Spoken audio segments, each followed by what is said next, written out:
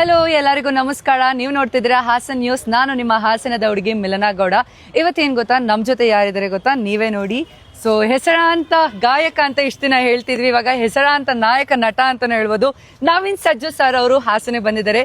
Sir, firstly welcome to ನಮ್ಮ Hassan. So ನಮ್ಮ Haasan weather ಹೆಂಗ್ ಅನ್ಸ್ತಾ ಇದೆ ಸರ್? ತುಂಬಾ ಕೂಲ್ ಆಗಿದೆ, ತಂಪಾಗಿದೆ, ತುಂಬಾ ಚೆನ್ನಾಗಿದ್ಯಾ?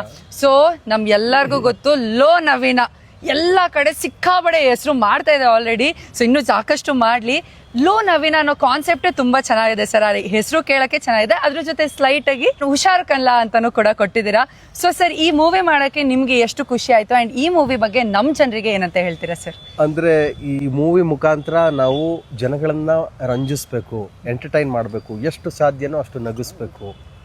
ಆ ನಗುವಿನ ಸುತ್ತ ಒಂದು ಪಾಸಿಟಿವಿಟಿ ಇರಬೇಕು. ಅಂದರೆ ಯಾವ ಏನು ಡಬಲ್ ಮೀನಿಂಗು ಮತ್ತು ಬೇರೆ ಭಾಷೆಗಳಲ್ಲಿ ಇವತ್ತು ಯಾವುದು ಇದಾಗ್ಯಾರು ಅಂದರೆ ಎಲ್ಲವೇ ಒಂಥರ ಅಯ್ಯೋ ಕಷ್ಟಪಟ್ಟು ಮಾಡ್ತಾ ಇದ್ದಾರೆ ಅಂತ ಅನ್ನಿಸ್ಬಾರ್ದು. ಅಂದರೆ ಎಂಜಾಯ್ ಮಾಡಬೇಕು, ಪ್ರತಿಯೊಂದನ್ನು ಎಂಜಾಯ್ ಮಾಡಬೇಕು ಅಷ್ಟೇ.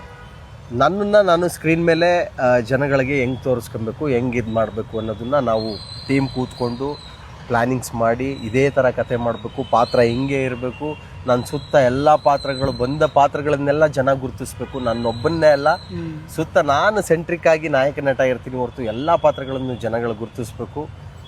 2 ಗಂಟೆಗಳ ಕಾಲ ಅವರು ಅವ್ರನ್ನ ಎಂಗೇಜ್ ಮಾಡಿ ಇಡಬೇಕು, ಫೋನ್ ನೋಡಬಾರ್ದು, ನಮ್ಮ ಸಿನಿಮಾ ಒಳಗಡೆ ಅವ್ರು ಮುಳುಗಿರಬೇಕು. ನಾವೇನು ಅಂದ್ಕೊಂಡಿದ್ವಿ ಅದು ಮಾಡಿದ್ವಿ.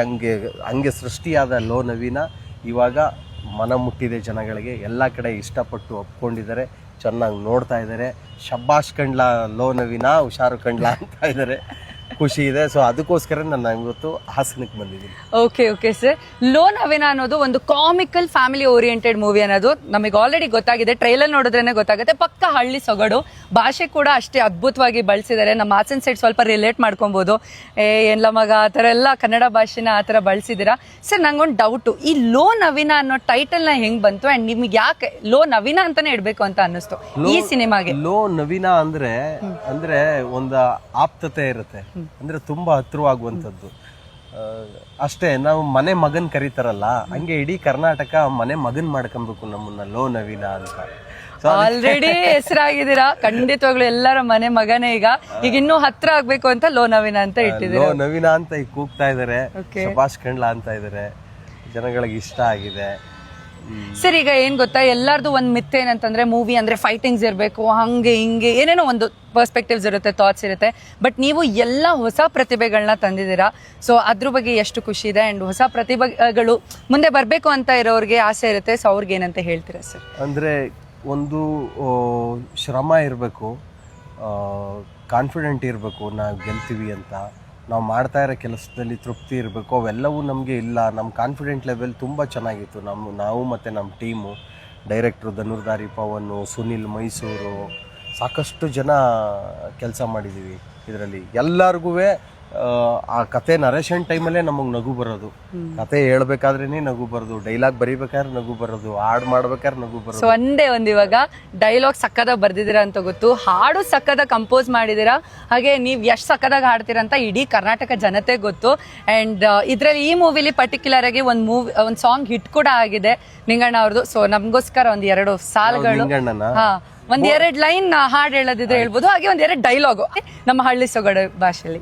ಬೋಳ್ತಲೆಗೆ ಎಣ್ಣೆ ಯಾಕೆ, ಒತ್ತೋದ್ಮೇಲೆ ಇಟ್ಟು ಯಾಕೆ, ವಯಸ್ಸಾದ್ಮೇಲೆ ಮದ್ವೆ ಯಾಕಂತ ಊರವ್ರೆಲ್ಲ ಆಡ್ಕತ್ತಾರೆ ನಿಂಗಣ್ಣೋಯ್, ಓ ನಿಂಗಣ್ಣೋಯ್. ನಿನ್ ಜೊತೆಯವ್ರಿಗೆಲ್ಲ ಮದುವೆಯಾಗಿ 3 ಮಕ್ಳು ಮಾಡ್ಕೊಂಡ್ ಆಟಾಡ್ಸ್ಕೊಂಡು ಕುಂತಿದ್ರೆ ನೋಡ್ಕೊಂಡ್ ಸುಮ್ನಿದ್ಯಲ್ಲೋ ನಿಂಗಣ್ಣೋಯ್, ಓಯ್ ನಿಂಗಣ್ಣೋಯ್. ಧನುರ್ ಮಾಸ ಕಳೆದೋಯ್ತು, ಆಷಾಢನು ಮುಗಿದೋಯ್ತು, ದೀಪಾವಳಿ ಶುರುವಾಯ್ತು, ಚಂದ್ರನೋ ಸುಂದ್ರಿನೋ ಕೆಚ್ಚಿನೋ ಕರ್ಗಿನೋ ಕುಳ್ಳಿನೋ ಮಳ್ಳಿನೋ ಸಿಕ್ಕುದ್ ನೋಡ್ಕೊಂಡು ಗಂಟಾಕೋ. ಈಗ ನಿಂಗಣ್ಣ ನಮಗೆ ಹುಡುಗಿ ಸಿಕ್ಕದ್ರ ನಿಂಗಣ್ಣ ಅವರಿಗೆ ಏನು? ಅದೇ ಸಿನಿಮಾ ನೋಡ್ಬೇಕು ನೀವು, ಅದೇ ಸಿನಿಮಾ ನಿಮಗೆ, ಅದೇ ಸಿನಿಮಾ ನೋಡ್ಬೇಕು. ಸೊ ನಿಜ ಜೀವನದಲ್ಲಿ ಏನಾದ್ರು ಗುಡ್ ನ್ಯೂಸ್ ಇದೆಯಾ ಸರ್? ಗುಡ್ ನ್ಯೂಸ್ ಜನಗಳು ನಮ್ಮನ್ನ ಅಂದ್ರೆ ನೀನ್ ಯಾಕೆ ಇಷ್ಟು ದಿನ ಆಕ್ಟಿಂಗ್ ಮಾಡ್ಲಿಲ್ಲ, ಬರೀ ಹಾಡ್ಕೊಂಡಿದ್ದೆ, ಬೇಗ ಮಾಡ್ಬೇಕಿತ್ತಲ್ವಾ ಲೋ ನವೀನ ಅಂತಿದಾರಲ್ಲ, ಅದೇ ಗುಡ್ ನ್ಯೂಸ್. ಸರ್ ಸಖತ್ತಾಗಿ ಹೇಳಿದ್ರಿ. ಸೊ ಏನಂತಂದ್ರೆ ಇನ್ನೊಂದು ಸ್ಪೆಷಲ್ ವಿಚಾರ, ನಾಳೆ ಅಂತಂದ್ರೆ 20ನೇ ತಾರೀಕು ನವೀನ್ ಸಜ್ಜು ಸರ್ ಅವರು ನಮ್ ಎಲ್ಲರೊಟ್ಟಿಗೆ ಮೂವಿ ನೋಡಕ್ಕೆ ಬರ್ತಾ ಇದ್ದಾರೆ ಗುರು ಥಿಯೇಟರ್ಗೆ ಸಂಜೆ 4 ಗಂಟೆಗೆ. ನೀವು ಕೂಡ ಮಿಸ್ ಮಾಡಬೇಡಿ. ಲೋ ನವೀನ ಎಲ್ಲ ಕಡೆ ಸಾಕಷ್ಟು ರಿವ್ಯೂಸ್ ಕೂಡ ಬರ್ತಾ ಇದೆ.